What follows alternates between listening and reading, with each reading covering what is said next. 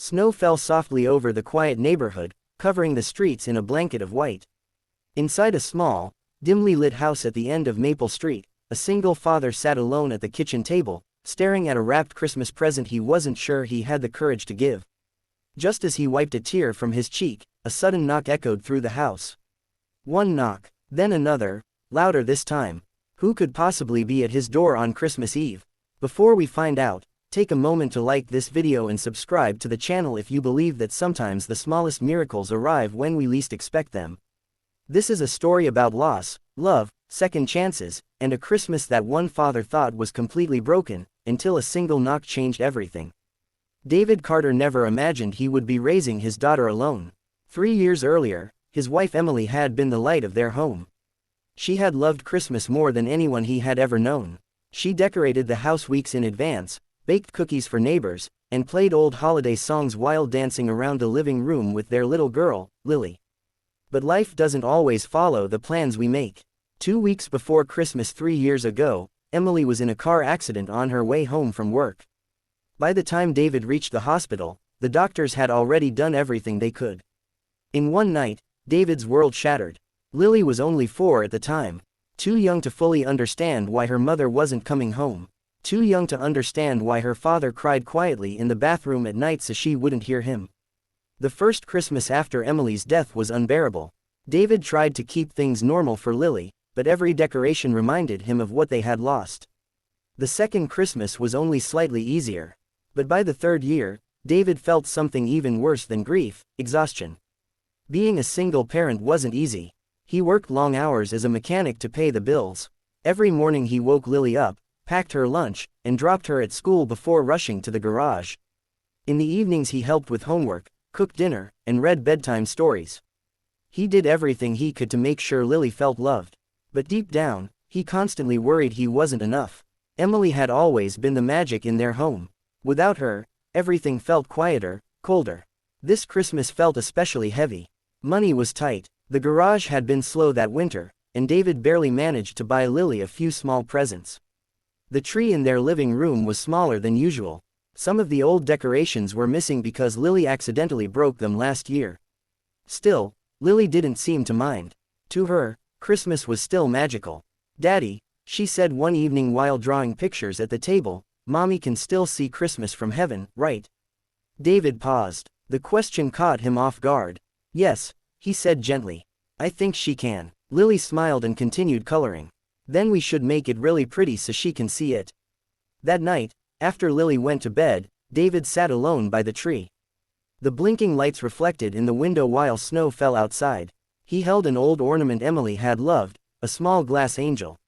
"I'm trying," he whispered. "I hope I'm doing okay." Christmas Eve arrived quietly. David had taken the day off work to spend time with Lily. They baked cookies together, though half the dough ended up on Lily's face instead of the tray. They watched an old Christmas movie and drank hot chocolate on the couch. For a moment, things felt almost normal. But later that evening, Lily asked the question David had been dreading. "Daddy, are you lonely?" David forced a smile. "Why would you ask that?"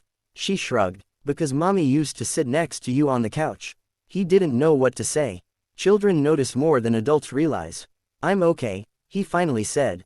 Lily studied his face carefully before nodding. "Okay." Around 9 o'clock, David tucked Lily into bed. "Santa will come tonight," he said. She giggled. "I know. Go to sleep." But David didn't go to bed. Instead, he sat at the kitchen table with a small wrapped box in front of him. Inside was a necklace that used to belong to Emily. David had kept it hidden since the day she died. Tonight he planned to give it to Lily when she was older. But something about this Christmas made him want to give it to her now. Maybe he needed to let go. Maybe he needed to accept that life had changed forever. That was when the knock came. Knock. David froze. No one ever visited this late. Knock. Knock. He stood up slowly and walked to the door. When he opened it, a blast of cold air rushed inside. Snow swirled under the porch light. Standing there was a woman he hadn't seen in nearly 10 years. "David," she said. It took him a moment to recognize her. Sarah Mitchell had been Emily's younger sister. After Emily died, the two of them drifted apart. Not because they wanted to, but because grief affects people differently. Sarah had moved to another state soon after the funeral, unable to bear the memories. Neither of them knew how to talk about Emily without breaking. So they stopped talking. Until tonight. What are you doing here? David asked, stunned. Sarah looked nervous, clutching a small suitcase. Snow dusted her coat. I know it's late, she said. And I know I should have called, but I didn't know if you'd answer. David stepped aside. Come in, it's freezing. She walked into the house slowly, looking around like she had stepped into a memory. The Christmas tree glowed softly in the corner. It looks just like the old days, she whispered. David didn't know what to say. I've been thinking about Lily, Sarah continued.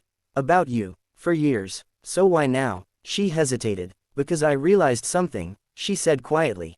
Emily would be furious with me for staying away. David felt a lump rise in his throat. Sarah's eyes filled with tears. She loved this family more than anything. And I abandoned it because I didn't know how to deal with losing her. Silence filled the room. I'm sorry, she said. David looked at the floor. For 3 years he carried the weight of everything alone. The sleepless nights, the hospital bills, the endless responsibility. Part of him wanted to be angry. But another part of him was just tired. Lily asks about you sometimes, he said. Sarah's face crumpled. Can I see her? She's asleep. That's okay. David studied her carefully. You can stay tonight, he said finally. Relief washed over her face. Thank you. At that moment, a small voice echoed from the hallway. Daddy. Lily stood there in her pajamas, rubbing her eyes. She noticed Sarah immediately. Who's that? David walked over and knelt beside her. Lily, this is your Aunt Sarah. Sarah's eyes filled with tears again. I used to hold you when you were a baby, she said softly. Lily tilted her head curiously. You look like Mommy. The room went silent. Sarah nodded slowly. People say that. Lily thought for a moment. Are you staying for Christmas? Sarah looked at David uncertainly. If that's okay, she said. Lily broke into a huge smile. Good. Daddy needs help decorating cookies tomorrow. David laughed for the first time that night. And somehow, the house felt warmer. Later that night, after Lily went back to bed, David and Sarah sat in the living room talking about Emily. For the first time in years, the memories didn't feel like knives. They laughed about the time Emily burned an entire tray of cookies. They remembered her terrible singing voice. They cried a little too. But the pain felt lighter. At midnight, David placed Lily's presents under the tree. Sarah helped. You've done an incredible job raising her, she said. David shrugged. I just tried my best. That's more than enough. Snow continued falling outside, but inside the house something had changed. The knock on the door that David feared had actually brought something he didn't realize he needed. Family, forgiveness, hope. The next morning, Lily woke up to the brightest Christmas she could remember. Not because of the presents, but because the house was finally full again.